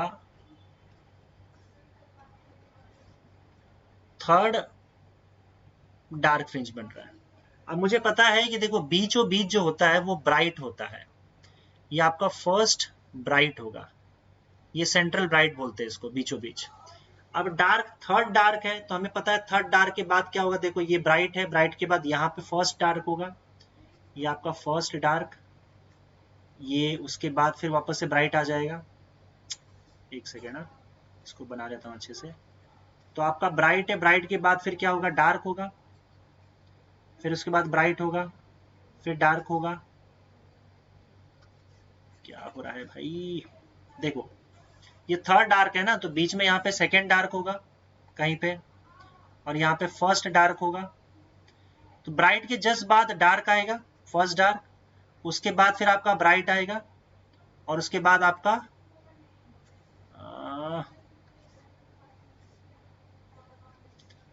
आपका फिर से ब्राइट आएगा, फिर ये आपका सेकेंड डार्क आएगा, फिर बीच में ब्राइट आएगा, और फिर ये आपका थर्ड डार्क आएगा। समझ रहे हो कि नहीं?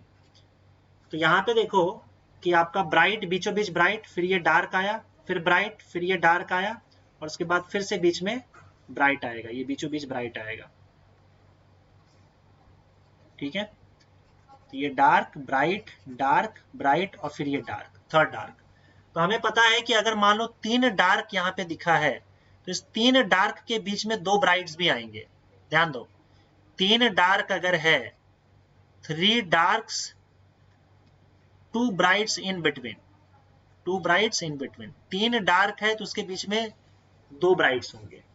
वैसे ही सेम चीज ऊपर जाते हैं, देखो अगर 3 डार्क बैंड्स है तो उसके बीच में कितने होंगे, 2 ब्राइट्स होंगे।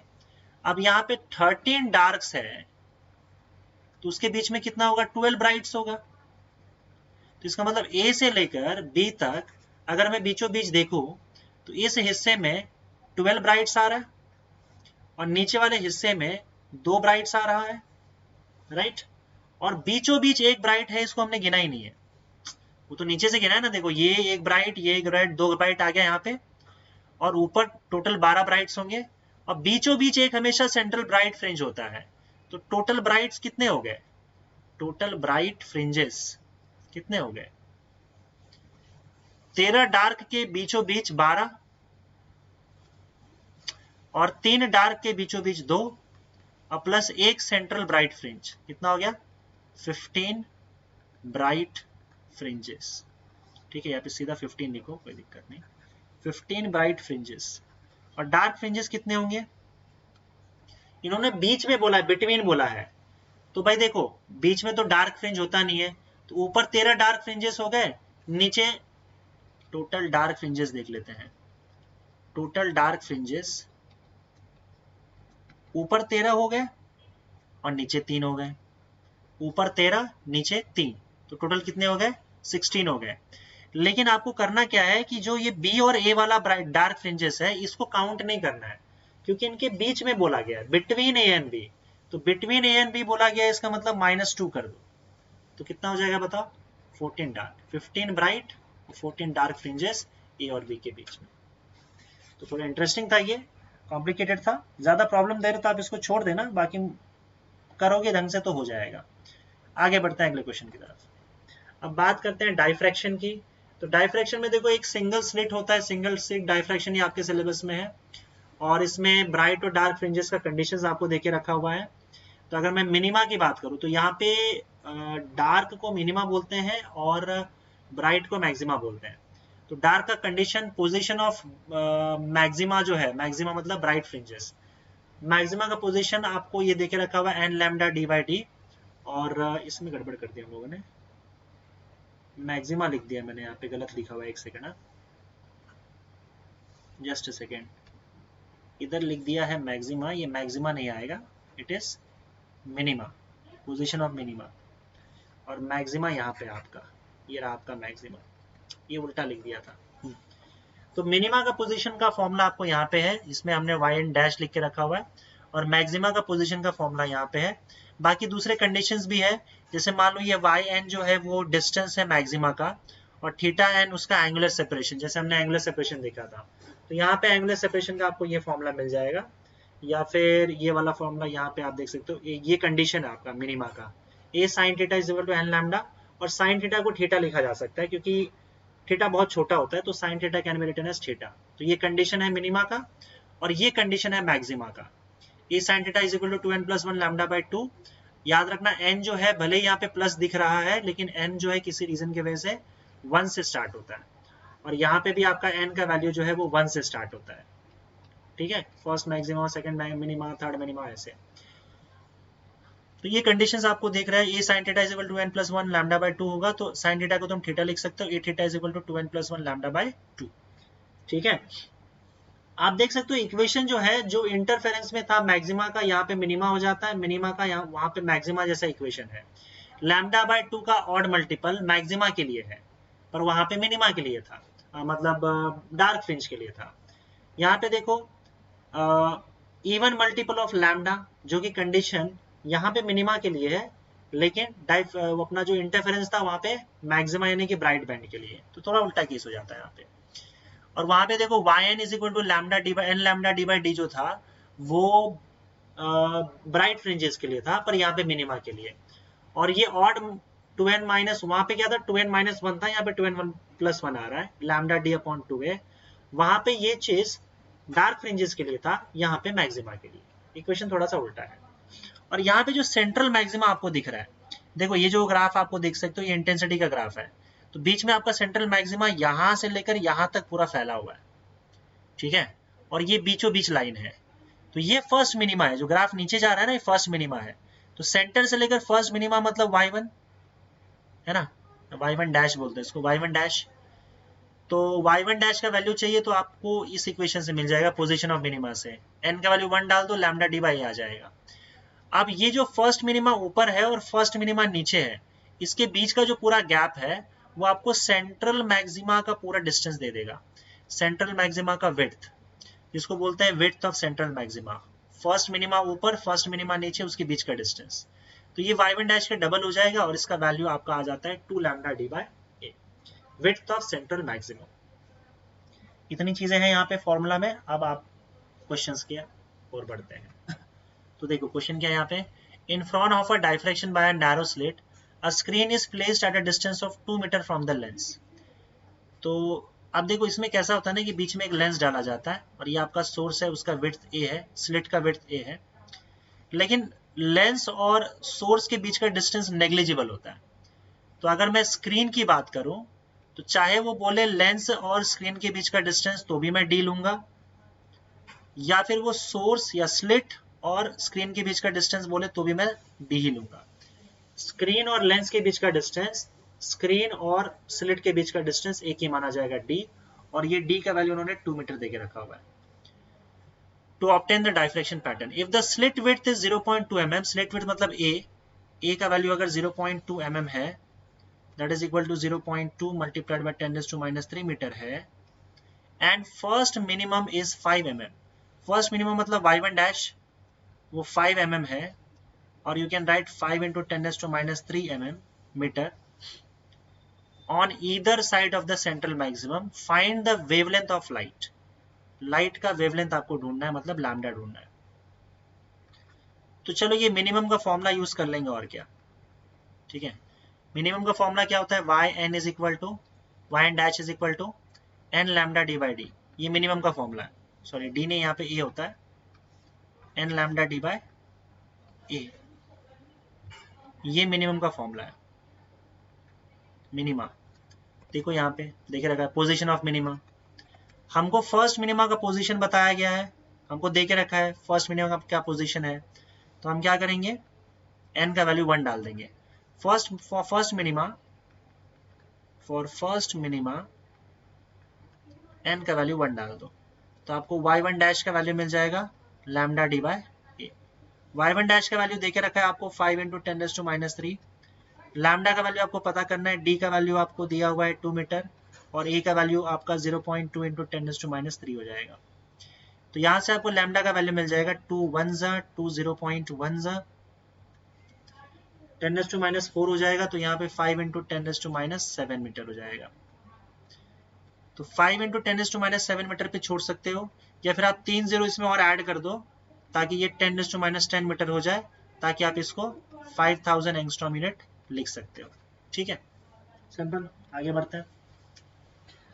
A parallel beam of green light of wavelength 550 nanometre, green light जिसका वेवलेंथ 550 नैनोमीटर है, और you can write it as 550 into 10⁻⁹ metre, passes through a slit of width, slit A, slit width A होता है 0.4 mm, 0.4 mm को लिख सकते हो 0.4 into 10⁻³ metre.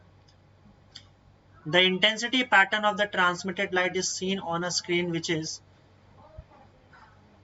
40 centimetre away. Screen का डिस्टेंस 40 सेंटीमीटर है, इसका मतलब 40 into 10⁻² metre. What is the distance between the first order minima?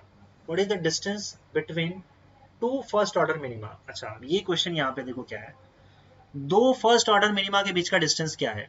तो स्क्रीन पे अगर आप डायफ्रैक्शन पैटर्न देखोगे तो डायफ्रैक्शन पैटर्न आपको कुछ ऐसा दिखेगा। ये सेंट्रल मैक्सिमा है, ठीक है, यहाँ पे फर्स्ट मिनिमम, फिर मैक्सिमम मिनिमम मैक्सिमम चलता रहेगा। तो ये पॉइंट आपका फर्स्ट मिनिमम है। फर्स्ट ऑर्डर का मतलब फर्स्ट मिनिमम, सिंपल।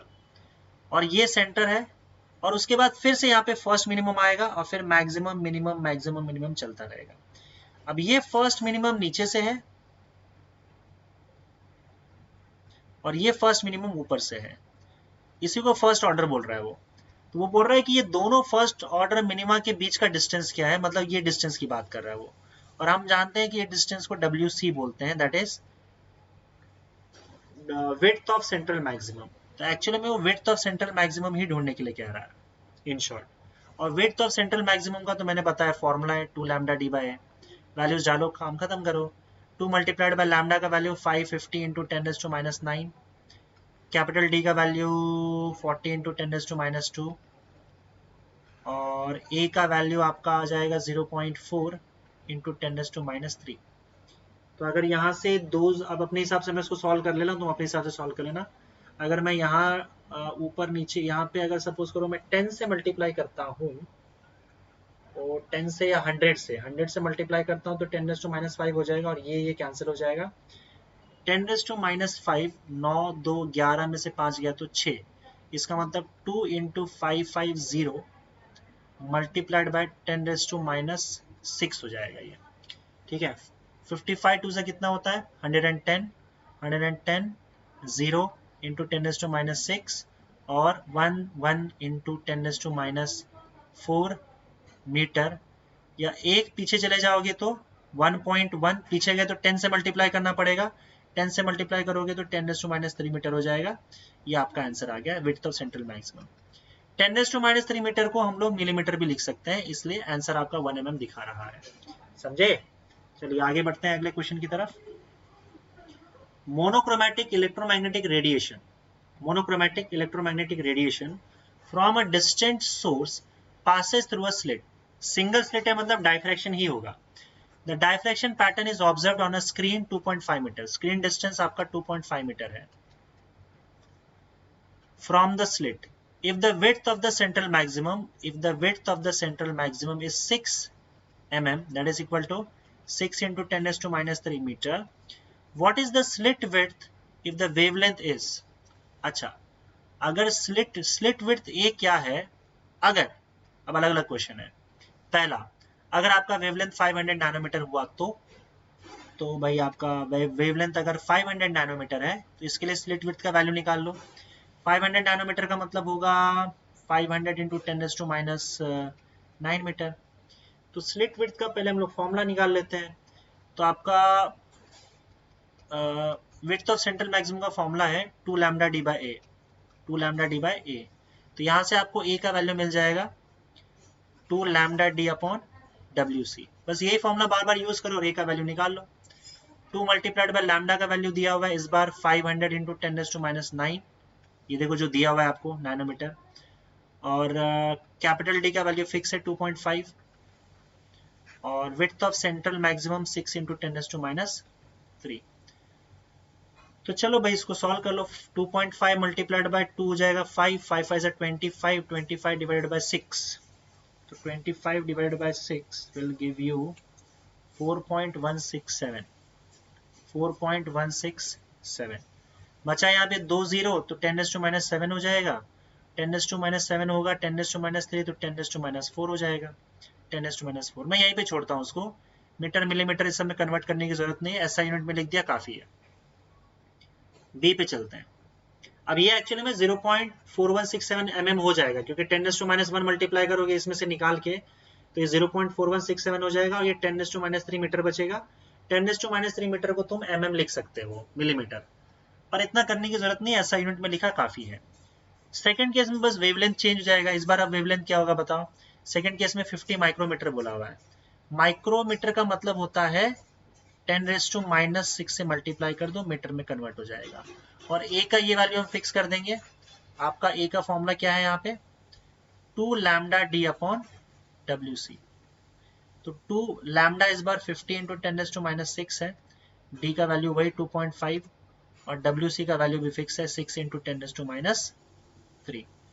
तो यहाँ पे तो भाई आपका हो जाएगा 5 to 10, 50 to 100, 100 10 raise to minus 4, तो इसको छोड़ो 2.5 डिवाइडेड बाय 6 कर लेते हैं। 2.5 डिवाइडेड बाय 6 करोगे तो अगेन 0.4167 आ जाएगा मल्टीप्लाइड बाय, यहाँ पे 6 है, 6 में से 2 गया तो -4, -4 में से यहाँ पे -3, नहीं नहीं नहीं नहीं 3 तो ऊपर चला जाएगा, तो 3 माइनस 4 -1 हो जाएगा, 10 रेज़ टू माइनस 1 हो जाएगा मीटर। तो इसको आप लिख सकते हो 0.04167 मीटर। ये आ गया आंसर आपका। ये मिलीमीटर में कन्वर्ट करने के लिए 3 आगे भेजना पड़ेगा, तो 41.67 mm हो जाएगा, जो कि इन्होंने लिख के रखा हुआ है। ठीक है, मैं मीटर में ही रखने दे रहा हूँ ऐसा यूनिट। थर्ड केस क्या है आपका, 0. लैम्डा का वैल्यू दिया हुआ है 0.5 नैनोमीटर। 0.5 नैनोमीटर का मतलब है 0.5 नैनोमीटर मतलब 10 रेज़ टू माइनस 9 मीटर। चलो फिर से ए का वैल्यू आपका क्या आ जाएगा 2 lambda D upon W C. तो 2 मल्टीप्लाइड बाय लैम्डा मतलब 0.5 into 10 raise to minus 9 into 2.5 divided by 6 into 10 raise to minus 3। तो 2.5 डिवाइड बाय 6 एक काम करो 2.5 डिवाइड बाय 6 आपका फिर से आ जाएगा 0.4167 और 5 टू से 1, यहाँ ये तो 1 हो जाएगा और ये तो यार बड़ा छोटा सा नंबर आएगा मुझे लगता है 10 रेज़ टू माइनस 6 मीटर, और you can write it as 4.167। आगे गए हो तो ये 10 रेज़ टू माइनस 7 मीटर आ जाएगा। ठीक है, 4.167 into 10 raise to minus 4 metre आ रहा है इनका। ये तो गड़बड़ है, हमने गड़बड़ किया है क्या। -6 यहाँ पे आ जाएगा और 0.41 है, तो 4 पॉइंट अगर हम लोग करेंगे तो ये -7 आ जाएगा, बराबर तो है। इनका 10⁻⁴ mm आ रहा है, सॉरी mm आ रहा है, ठीक है। तो एक्चुअली में क्या हो जाएगा ये कि अगर 4.167 इंटू 10⁻⁴ mm बराबर है, ये 10⁻³ साइड में से निकाल के मीटर में तो mm में आ जाएगा। बाकी मैं इसको ऐसा यूनिट में ही छोड़ रहा हूँ, ऐसा तुम छोड़ सकते हो, सिंपल। चलिए आगे बढ़ते हैं।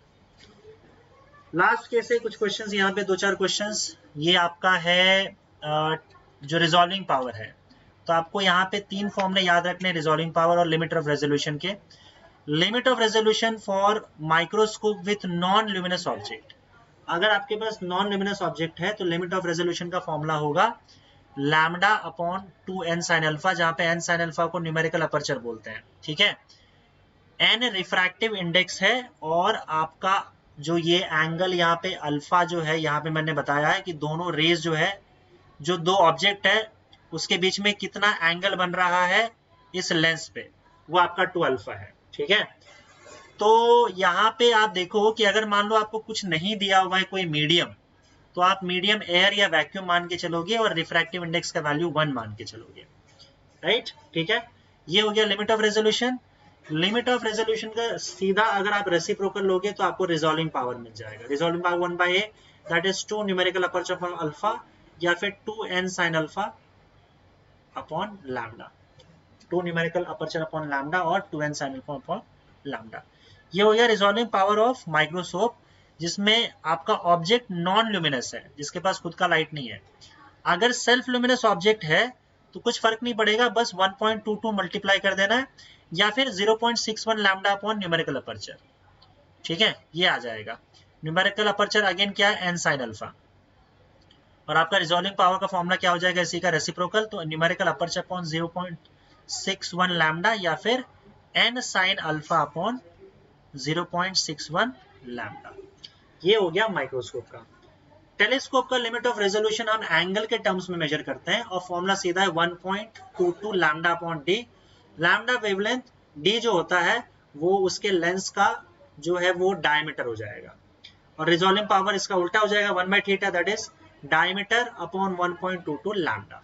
सिंपल, ये फॉर्मूला याद रखो, इसी पर न्यूमेरिकल बेस्ड हो जाएगा। चलो देखते हैं।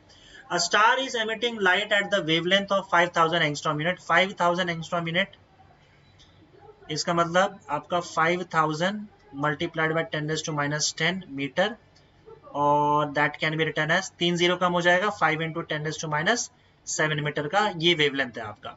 Determine the limit of resolution. अब ये क्या है, टेलीस्कोप है, टेलीस्कोप का लिमिट ऑफ रेजोल्यूशन हम थीटा लिखते हैं। Determine the limit of resolution of telescope having an objective of diameter, objective का डायमीटर d 200 इंचेस देके रखा हुआ है। आप देखो यार, इंच का तो वैल्यू एक्चुअली आपको आना नहीं चाहिए एग्जाम में, क्योंकि इंच और फीट पढ़ाया नहीं जाता है, मीटर सेंटीमीटर ये सारे वैल्यूज यूज करते हैं हम लोग। लेकिन इंच का मुझे भी याद नहीं रहता है, मैं एक काम करता हूँ, पहले कन्वर्जन फैक्टर देख लेता हूँ कि इंच और सेंटीमीटर में जो है वो कन्वर्जन फैक्टर है क्या। आप पहले सेंटीमीटर में कन्वर्ट कर दो, ये याद रखो, इंच टू सेंटीमीटर जो है अगर आपको कन्वर्ट करना है तो आपको 2.54 से मल्टीप्लाई करना होगा, ठीक है। मैं लिख देता हूँ, 1 इंच जो होता है, 1 इंच, अगर मैं 1 इंच की बात करूं तो 1 इंच 2.54 सेंटीमीटर होता है, ये आप ध्यान में रख लो।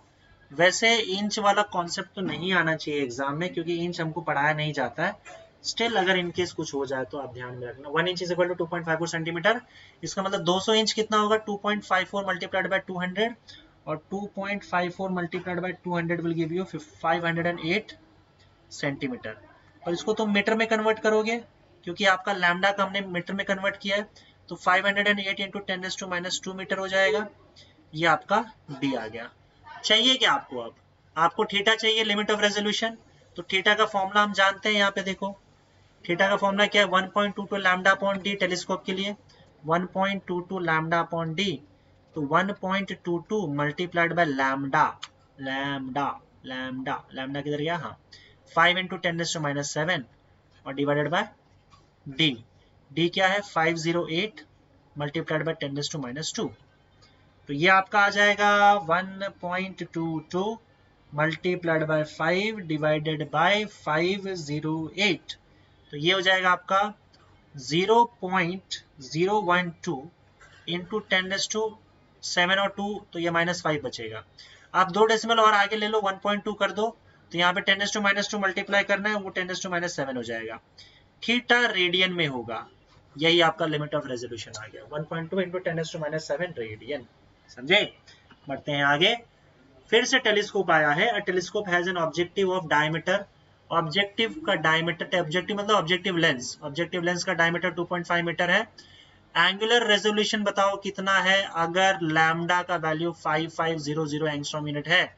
550 का मतलब 5500 इंटू 10⁻⁻10 मीटर, और 55 इंटू 10⁻⁸, 2 जीरो कम हो जाएगा ना, सॉरी 2 जीरो 100 मल्टीप्लाई करोगे तो 10⁻⁸ मीटर, ये लैम्डा है।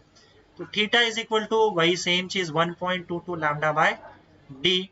तो 1.22 multiplied by lambda, 55 multiplied by 10⁻⁸ divided by T आपका 2.5 है। तो 1.22 multiplied by 55 divided by 2.5, this will give you 26.84 into 10⁻⁷, sorry 10⁻⁸। तो आप एक काम करो, 10⁻⁻1 इसमें से एक निकाल के इसमें मल्टीप्लाई करोगे तो एक डेसिमल पीछे चला जाएगा, तो 2.684 इंटू 10⁻⁷, और ये आपका मीटर में आ गया, मीटर नहीं सॉरी एंगल है ना, तो इसका यूनिट आपका रेडियन में आ जाएगा, ये रेडियन हो जाएगा। तो ये आपका लिमिट ऑफ रेजोल्यूशन आ गया 2.684 इंटू 10⁻⁷ रेडियन। चलो एक लास्ट क्वेश्चन, उसके बाद एक एमसीक्यू, आपका टॉपिक ये भी खत्म हो जाएगा। What is the minimum distance between two objects which can be resolved by a microscope having the visual angle of 30 degree when the light of wavelength 500 nanometer is used. Minimum distance which can be resolved का मतलब होता है limit of resolution, limit of resolution. इसका मतलब वो limit of resolution ही पूछ रहा है, और किसका पूछ रहा है, microscope having the visual angle of 30 degree when the light of wavelength 500 nanometer is used. Visual angle अगर आपका 30 डिग्री है, और आपका विजुअल एंगल मतलब अल्फा ले लो, अल्फा का वैल्यू 30 डिग्री, और आपका वेवलेंथ जो है वो 500 नैनोमीटर है, 500 मल्टीप्लाइड बाय 10⁻⁹ मीटर। ठीक है। लिमिट ऑफ रेजोल्यूशन का फॉर्मूला क्या है, देखो यहाँ पे दो चीजें हैं लिमिट ऑफ रेजोल्यूशन। यहाँ पे दिक्कत ये है कि एक तो आपका ये है सेल्फ लुमिनस ऑब्जेक्ट, और दूसरा आपका क्या होता है विथ नॉन लुमिनस ऑब्जेक्ट। अगर आपको ऑब्जेक्ट नहीं, वहां पे वैसे देना चाहिए कि नॉन लुमिनस ऑब्जेक्ट है या फिर सेल्फ लुमिनस ऑब्जेक्ट है। अगर आपको यहाँ पे नहीं दिया हुआ है तो आप यहाँ पे सेल्फ लुमिनस ऑब्जेक्ट मान के चलो। ठीक है, सेल्फ लुमिनस ऑब्जेक्ट अगर होगा तो आपको ये फॉर्मूला यूज करना होगा। तो सेल्फ लुमिनस ऑब्जेक्ट के लिए हम यहाँ पे यूज करेंगे कौन सा फॉर्मूला है लिमिट ऑफ रेजोल्यूशन का, ए 0.61 लैम्डा अपॉन न्यूमेरिकल अपर्चर, या इसको आप लिख दो 0.61 लैम्डा अपॉन न्यूमेरिकल अपर्चर क्या है यहाँ पे एन साइन अल्फा।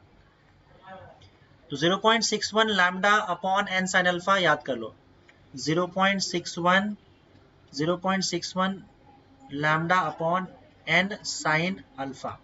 अगर कुछ नहीं दिया हुआ है तो n आप 1 मान के चलोगे, तो ये हो जाएगा 0.61 multiplied by lambda, lambda 500 into 10⁻⁹ upon sine 30 degree, alpha का वैल्यू 30 डिग्री, साइन 30 डिग्री 1/2 होता है, तो 0.61 into 500 divided by 1/2 into 10⁻⁹।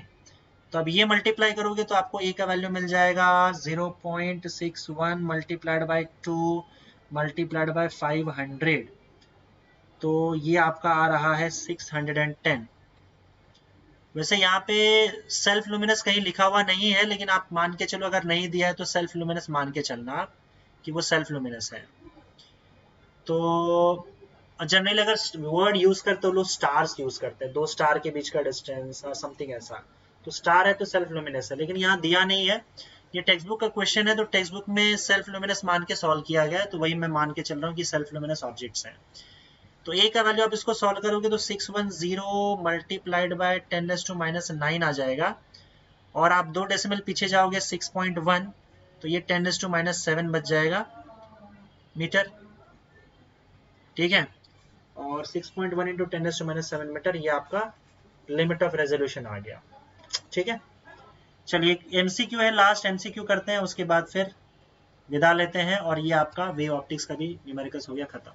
Young's double slit experiment का क्वेश्चन है, the two coherent sources have different intensities, if the ratio of maximum intensity to the minimum intensity in the interference pattern is 25/1, what was the ratio of intensities of the two sources?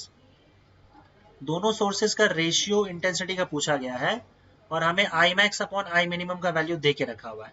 I maximum upon I minimum का value 25/1 ये ratio दिया हुआ है।